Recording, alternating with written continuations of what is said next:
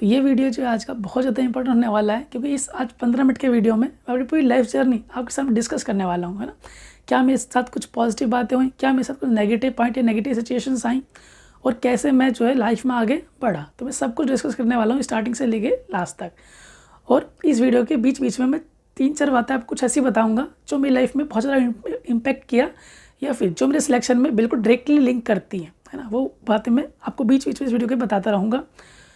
तो चलिए स्टार्ट करते हैं बिल्कुल शुरू से, है ना। तो नर्सरी से लेकर 2nd क्लास तक मैं जो है प्राइवेट स्कूल में पढ़ा था। प्राइवेट स्कूल इंग्लिश मीडियम में होते हैं, तो इंग्लिश मीडियम में मैं जो पढ़ा था नर्सरी लेकर 2nd क्लास तक, है ना। तो यहाँ पर 5 सालों में मैंने जो है 7 स्कूल, या हम भाई बहनों ने जो है 7 स्कूल में सब चेंज किए थे।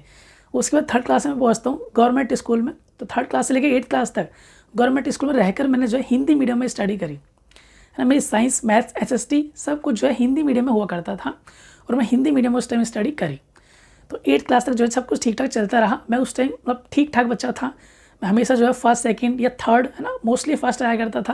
तो मेरी जो है रैंक कुछ ना कुछ आया करती थी। तो उस टाइम भी मैं मतलब ठीक से पढ़ता था। तो उसके बाद जो 9th क्लास में आता है मेरी लाइफ में टर्निंग पॉइंट, बहुत बड़ा टर्निंग पॉइंट, है ना। 9th क्लास में मतलब कुछ अलग ही होने वाला है। तो जैसे ही 9th क्लास में पहुँचते हैं तो हमारे स्कूल में एक नई बात होती है उस टाइम, कि हमारे स्कूल में ना इंग्लिश मीडियम आती है। पहले से हमारा हिंदी मीडियम था, तो 9th 10th के लिए उस टाइम इंग्लिश मीडियम आ जाती है।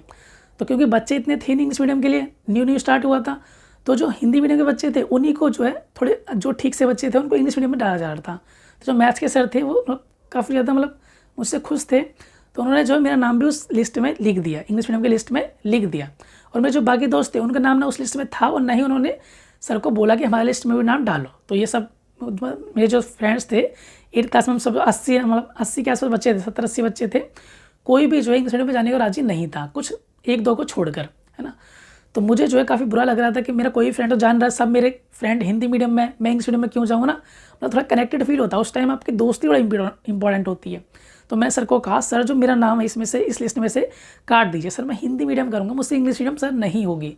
सर ने कहा तुम इंग्लिश मीडियम कर लोगे, ये वो। सर तो मुझे समझाया, लेकिन मैं नहीं समझा। तो मैं सर को एक बात और बोली, मैंने कहा सर मेरे सारे जो दोस्त हैं वो हिंदी मीडियम में पढ़ रहे हैं, तो मैं सर इंग्लिश मीडियम में क्या करूँगा अकेला, सर मुझे भी जो है हिंदी मीडियम में डाल दो प्लीज़। तो सर ने जो है मेरी बात मतलब कोई भी नहीं मानी, और सर ने मुझसे एक क्वेश्चन पूछा उस टाइम कि ये बताओ अगर आगे चलकर तुम्हारी जॉब लगती है और तुम्हारे फ्रेंड्स की नहीं लगती है, क्या तुम वहाँ जाओगे या नहीं जाओगे। तो ये बात सोचकर मुझे भी जो है 1 मिनट मतलब मैं जो है सोचने पड़ गया कि सर ने मतलब क्या बोल दिया, मतलब कुछ ठीक भी लग रही है बात सर की ना। तो फाइनली मैंने डिसीजन लिया कि ठीक है मैं जो है इंग्लिश मीडियम में पढ़ लूँगा, है ना। तो मेरा नाम जो इंग्लिश मीडियम में हो गया।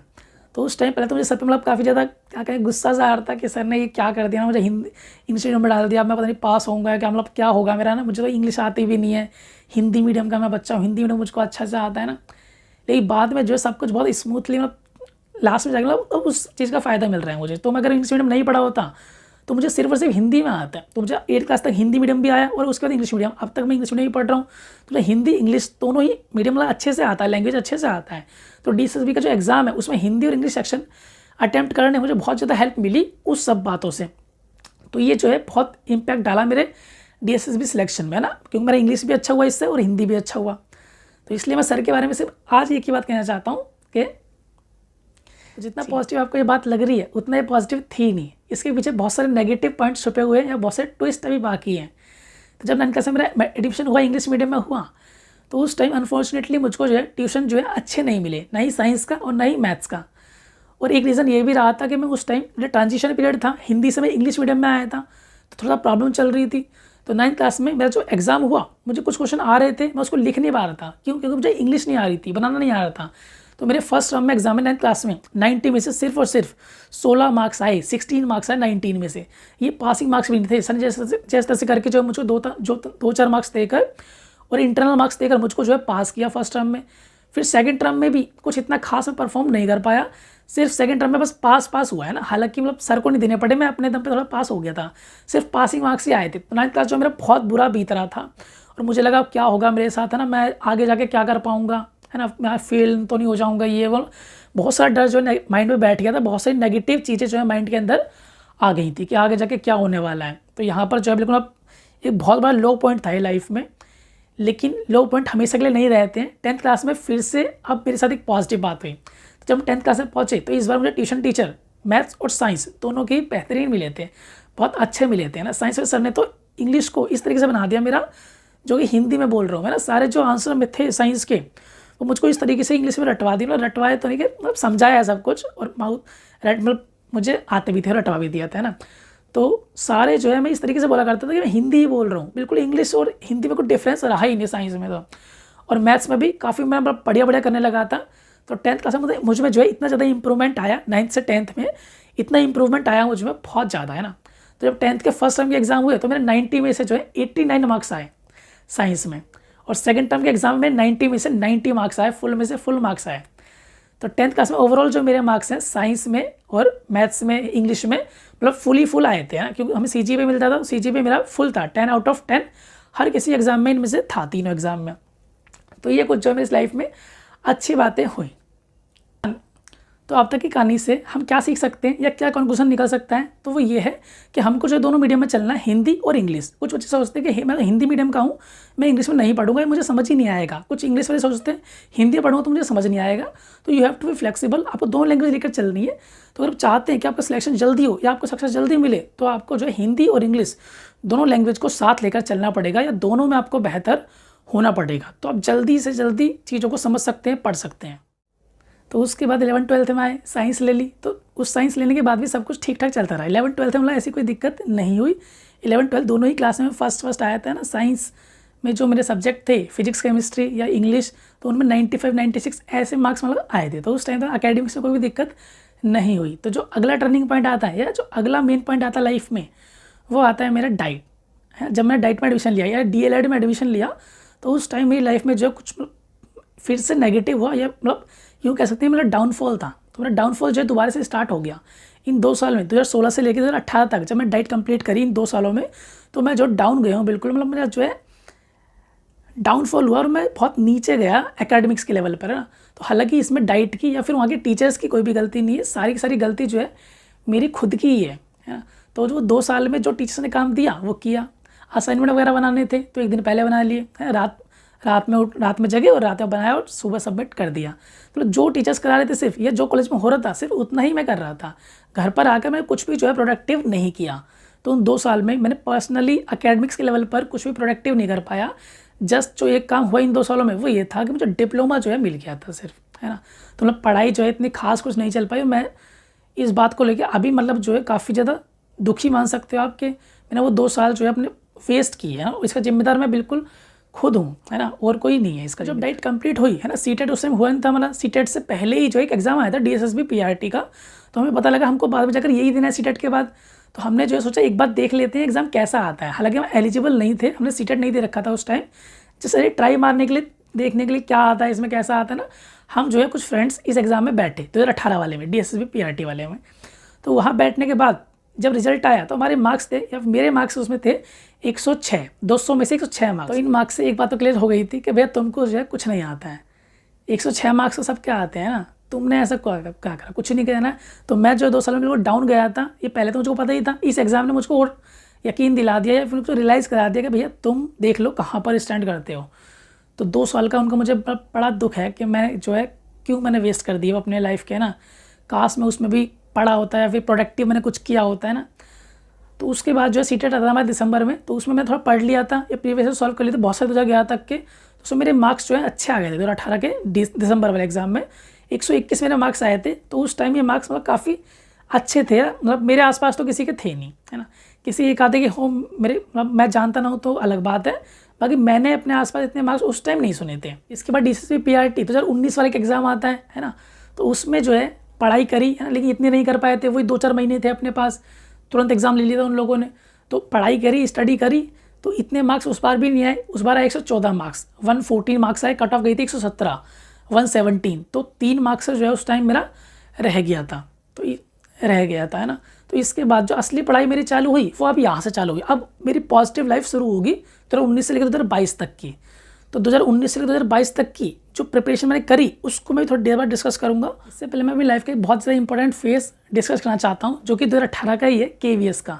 तो उस टाइम KVS का भी एग्जाम हुआ था, उसमें मेरे 93 मार्क्स थे, कट ऑफ गई थी 94, 95। मेरे जो 1-2 मार्क्स कम रह गए थे ना। तो आप लोग जानते हैं 2018 में मेरा डाइट हुआ था उस टाइम ना।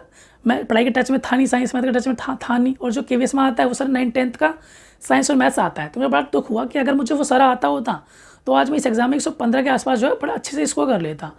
तो फिर मैंने सोचा जो मैं भूल चुका हूँ साइंस मैथ्स का 9 से लेकर 12 तक का, वो जो वापस से रिवाइज़ करना है और वापस से मुझको सारा जो है सीखना है, ठीक है। तो मैंने सोचा क्या किया जाए, तो मैंने सोचा क्यों ना पहले पढ़ा जाए और फिर बच्चों को पढ़ाया जाए। तो इससे क्या होगा, बच्चों का भी मैं कुछ भला कर पाऊँगा और साथ साथ मेरा भी जो है ये वापस से रिकवर हो जाएगा। तो जैसे ही मैं इस बारे में सोच रहा था, एक गली के भैया है वो मेरे पास आए, उन्होंने कहा कि 9-10 का जो हमारे यहाँ आप साइंस पढ़ाओ। तो मैंने जो उनसे कहा ठीक है मैं पढ़ा लूँगा, है ना। और 9-10 का साइंस मैंने पढ़ाना स्टार्ट किया और बड़े दिल से स्टार्ट किया और अच्छे से पढ़ाया। तो मुझे पता था मेरा फर्स्ट टाइम है, बच्चों को भी पता था फर्स्ट टाइम है, लेकिन कभी मैंने अपने एकेडमिक्स में ट्यूशन पढ़ाने टाइम बच्चों को ये फील नहीं होता था कि मेरा फर्स्ट टाइम है। बहुत अच्छे से मैं लेवल पे अपने घर पे प्रेपरेशन करके जाता था, वहाँ बच्चों को अच्छे से पढ़ाया, पर अपना 100% दिया। तो बिल्कुल अच्छे से पढ़ाया और बच्चों के मार्क्स भी जो 9-10 में अच्छे आए, 90, 91, 95, 96 इस तरीके से जो है बच्चों के मार्क्स आए। तो ये देखकर मुझे भी मतलब काफ़ी ज़्यादा अच्छा लगा कि मैंने जो है पहली बार में इतना बुरा तो नहीं पढ़ाया, ठीक सा पढ़ाया, है ना। तो मतलब बड़ी खुशी हुई थी इस बात को लेकर। फिर बाद में जो है कुछ पर्सनल इशू की वजह से कुछ इशू आ गया था हम लोगों को, तो मैं घर पर पढ़ाना चाहता था, मैं वहाँ ट्यूशन जो है बंद करना चाहता था। लेकिन बच्चों के एग्ज़ाम में 1.5 महीना बाकी था, तो मैंने उस टाइम जो है जहाँ वो भैया जो थे ट्यूशन के, ना ही मैंने उनको बताया और ना ही बच्चों को बताया कि मैं छोड़ने वाला हूँ। तो मैंने 1.5 महीने पूरा किया और पूरा बच्चों को पढ़ाया, एग्ज़ाम उनके अच्छे से दिलाए। तब मैंने उनको कहा भैया को कि जो मैं मतलब घर पढ़ाना चाहता हूँ, ये जो भी बात हमारी थी वो हुई। तो क्योंकि आपकी जो फर्स्ट प्रायोरिटी है वो बच्चा होना चाहिए, आपका बच्चे का लॉस नहीं होना चाहिए किसी भी हालत में, ठीक है। तो उसको आपको फर्स्ट प्रायोरिटी देनी है। तो जब 10th में बच्चों को मैथ्स ही पढ़ाना स्टार्ट करा, तो कभी ना तो मैं पढ़ाई से डरा, ना बच्चों को डरने दिया, है ना। बच्चों को पहले मैंने सारा NCERT कराया, फिर RD शर्मा कराया, 10 साल के प्रीवियस क्वेश्चन कराए, उनके बाद उनसे सैम्पल पेपर मंगाया, उस सैम्पल पेपर को भी कराया। जितना आप चैलेंज फेस करोगे उतना ज़्यादा बेटर आप भी होगे और बच्चे भी होंगे आपके। तो इसलिए कभी चैलेंज से डरना नहीं है, आपको जितना पढ़ा सको उतना पढ़ाओ। तो मेरे बच्चों को जो सब कुछ पढ़ाया और बड़ा मज़ा आया, है ना। तो उनकी भी लर्निंग हुई, मेरी भी लर्निंग हुई, क्योंकि गोल मेरा क्लियर था, सीखना है और सिखाना है। Learning and teaching should go together. तो वहीं से मेरे चैनल का भी नाम आया, ग्रो टुगेदर, है ना। तो इस चैनल का नाम जो है मैंने इसलिए ही रखा है। यहाँ पर भी मैं जो भी मतलब पढ़ाऊँगा या जो भी कुछ करूँगा, साथ में मेरी भी लर्निंग होगी, मैं भी लर्न करता रहूँगा। और मैं KVS आने वाले जो एग्ज़ाम होंगे, KVS या DSC-PRT सभी एग्ज़ाम में अभी भी दूंगा। हालांकि आप चिंता मत करो, मैं आपकी कोई भी सीट नहीं खाऊंगा, जस्ट मैं मतलब अपना थोड़ा अपडेट रहने के लिए, लर्निंग कंटिन्यू रखने के लिए मैं ये सारे एग्ज़ाम दिया करूँगा। तो यहाँ पर मैं आपके 2 मिनट और लेना चाहूँगा ट्यूशन को लेकर, क्योंकि ट्यूशन जो है बहुत ज़्यादा इंपॉर्टेंट रोल प्ले करता है आपके सिलेक्शन में कि आप किस तरीके से पढ़ाते हैं। तो देखो, अगर आप ट्यूशन पढ़ाना चाहते हो तो बहुत अच्छे से पढ़ाइए, बिल्कुल प्रिपेयर्ड होकर पढ़ाइए, है ना। जितना अच्छा आप पढ़ाएंगे उतना बेहतर बच्चे जानेंगे और आप भी जानेंगे। तो जैसे बहुत से टीचर्स होते हैं, मेल हो या फीमेल हो, बहुत सारे बच्चे भर लेते हैं, एक साथ 20 बच्चे भर लेते हैं। अगर वो सारे बच्चे 9th के या सारे बच्चे 10th के, तब तो ठीक है, आप जितने मर्जी पढ़ाइए। लेकिन अगर अलग अलग क्लास के बच्चे, कुछ 5th के, कुछ 7th के, कुछ 8th के बच्चे, इस तरीके से आपने 20 बच्चे कर रखे हैं और अगर आप उनको 2 घंटे ही पढ़ा रहे हैं, तो यकीन मानिए वो 2 घंटे आप बच्चों का और खुद का पागल काट रहे हैं, इससे ज़्यादा कुछ भी नहीं है। तो अगर पढ़ाना है तो बिल्कुल अच्छे से पढ़ाइए, है ना। इस तरीके से नहीं होता है। तो जैसे टीचर्स हैं, मतलब मेरे आसपास की तो दूर की टीचर्स हैं, लेकिन मैं जानता हूँ कैसे मतलब वहाँ चलता है। तो बच्चे जो है एक साथ 20-22 बच्चे 25 ऐसे बच्चे बिठा लेती हैं वो, और बच्चों से पूछती हैं, भाई क्या हुआ है स्कूल में? साइंस हुआ है, चल याद कर 2nd चैप्टर। तेरा क्या है भाई, कल कौन सा पेपर है? अच्छा ऐसा ठीक है, चल याद कर 3rd चैप्टर। अभी सुनूंगी तुझसे, तेरा क्या है, क्या करवाया मैडम ने आज स्कूल में? इंग्लिश करवाई है, निकाल पढ़ी से, अभी सुनूंगी, ठीक है। तो इस तरीके से बच्चों को दे दिया। अब जब पूरा होने वाला है टाइम, है ना, 2 घंटे होने वाले हैं, थोड़ा पहले बच्चों को जो बुला लिया, भाई सुना, क्या याद करा तूने? अब तुम्हें भी पता है बच्चा कितना भी याद कर ले और कितने भी घंटे याद कर ले, जब वो आपको सुनाएगा तो कहीं ना कहीं अटकेगा, और जैसे ही वो अटका, ले भैया, है ना, कैसे याद नहीं है तुझे, कुछ भी याद नहीं करता है, चल जाके वहाँ बैठ जा, याद करिए कल सारा चाहिए मुझको, अपना टांगे तोड़ दूंगी तेरी मैं, या टांगे तोड़ दूंगा, कुछ भी हो सकता है ना। तो इस तरीके से जो है चलता है। फिर अगले दिन सेम कहानी। तो इस तरीके से तो यार बिल्कुल भी जो है आप क्या बताऊँ, मतलब अपना और बच्चों का पूरा नुकसान कर रहे हैं आप। इस तरीके से ना बच्चों को कुछ आएगा और नहीं आप कुछ कर पाएंगे। तो इसलिए अगर पढ़ाना है तो कम बच्चे पढ़ाइए, लेकिन अच्छे से पढ़ाइए, है ना। अगर आप सामने वाले बच्चे को समझा पा रहे हैं तो इसका मतलब आपको खुद को तो आता ही आता है, समझ रहे हो। तो अगर चेक करना है कि हमको आता है या नहीं आता, तो सामने वाले को समझाओ। अगर सामने वाला सेटिस्फाई हो रहा है, समझ पा रहा है, तो इसका मतलब आपको बहुत अच्छे से आता है। आप हमेशा जो है क्लास में प्रिपेयर होकर जाएं, चाहे आपकी 1st क्लास, 2nd क्लास है, कोई भी क्लास, 7th क्लास है ना, छोटी क्लास हो, बड़ी क्लास हो, हमेशा प्रिपेयर होकर जाएं। Never go unprepared to the class में कभी भी अनप्रिपेयर्ड ना आ जाएं। प्रिपेयर होकर अच्छे से पढ़ाएं बच्चों को, और हो सके तो जो आप पढ़ाते हैं बच्चों को वो कभी आप बुक में ना देखें, आप खुद पहले से याद कर आएँ, समझ कर आएँ, है ना। बच्चों के सामने बुक में ना देखें, बुक से देखकर बच्चों को ना पढ़ाएं। इस तरीके से कंसंट्रेशन जो ख़राब होता है आपका भी और बच्चे का भी। और वैसे भी अगर आप खुद उसको याद नहीं कर सकते तो आप कैसे मान सकते हो, कैसे कह सकते हो बच्चों को कि भाई तू याद करके लाए इसको, है ना। अब आप ऐसे टीचर खुद याद नहीं कर पा रहे हो, टीचर को बच्चों को क्या बोल रहे हो आपके याद करके लाओ। तो पहले आपको खुद को वो याद करना है, खुद को वो चीज़ समझनी है और विदाउट बुक आपको पढ़ाने का ट्राई करना है। चलो हो सकता है पहली बार में आप कुछ अलग तो आप कर सकते हो, कोई बात नहीं, ये धीरे धीरे आपको जो है ऐसे शिफ्ट होना पड़ेगा, है ना, तभी आप जो अच्छे से पढ़ा पाएंगे। तो ये सारा जो है ट्यूशन को अगर आपको पढ़ाना तो बिल्कुल अच्छे से पढ़ाइए, ना, वरना मत पढ़ाइए, आपको कोई फ़ायदा नहीं होने वाला है ना, बच्चों को भी फ़ायदा नहीं होगा। तो इसलिए अच्छे से पढ़ाओ, खुद भी फ़ायदा लो और बच्चों को भी फ़ायदा दो, है ना, बच्चे भी खुश रहें, ताकि भीड़ नहीं क्वालिटी दीजिए। तो अब हम सब डिस्कस कर चुके हैं सिवाय एक पीरियड के जो कि 2019 से लेकर 22 तक का है, जो कि आप सुनने के लिए यहाँ बैठे थे शायद, है ना। तो वो भी मैं आपको बताऊंगा, लेकिन थोड़ा अलग तरीके से बताऊंगा। तो मैंने जो है सारा प्रिपेयर कैसे किया 2019 से लेकर 22 तक मैंने क्या किया, पार्ट बी पार्ट ए के जो सारे सब्जेक्ट कैसे प्रिपेयर किए, मैं आपको सब जो है नेक्स्ट वीडियो में मतलब एक एक करके बताऊंगा। पहले पार्ट बी के लिए वीडियो लाऊंगा, कल ही लाऊंगा, कल पार्ट बी के लिए वीडियो लाऊंगा, फिर पार्ट ए के जो अलग अलग सब्जेक्ट है 5 सब्जेक्ट, मैथ, रीजनिंग वगैरह वगैरह, तो उन सब के लिए एक एक वीडियो बनाऊंगा, ताकि मैं सारे पॉइंट जो मैं चाहता हूँ उसको इंक्लूड कर सकूँ। अगर मैं इस वीडियो में सारा ऐड करता हूँ तो मैं कम बता पाऊंगा आपको, ना, जो कि मैं नहीं चाहता। मैं चाहता हूँ आपको सब कुछ अच्छे से बताऊँ, डिटेल में बताऊँ, इसलिए मैं इनके लिए नेक्स्ट वीडियो में जो है अलग अलग से लाऊंगा इनके लिए। तो उन सब में वही होगा कि मैंने क्या पढ़ा था, उस बेसिस पे मैं बताऊंगा सारा कि मैंने क्या पढ़ा था, कैसे मैंने प्रैक्टिस बनाई, क्या कैसे स्पीड बनानी है, प्रैक्टिस कैसे करनी है, स्पीड कैसे बनानी है, सारी चीज़ें मैं उसमें इंक्लूड करूँगा, पूरा डिटेल में बताऊँगा, ठीक है। तो उसके लिए आप जो बस कल तक का वेट कीजिए, कल मैं पहली वीडियो डाल दूँगा पार्ट बी की, फिर पार्ट ए की भी एक एक करके मैं वीडियो अपलोड करूँगा, ठीक है। तो अगर आप एक बात और कहना चाहूँगा, अगर आप टेलीग्राम ग्रुप ज्वाइन करना चाहते हैं हमारा, तो उसका मैं लिंक जो है कमेंट में पिन कर दूँगा, आप वहाँ से ज्वाइन कर लीजिए, डिस्क्रिप्शन में डाल दूँगा, वहाँ से आप देख लीजिए, ठीक है। तो जब तक के लिए आपको नमस्कार, तो मिलते हैं कल ही नेक्स्ट वीडियो में, ठीक है। जब तक के लिए बाय।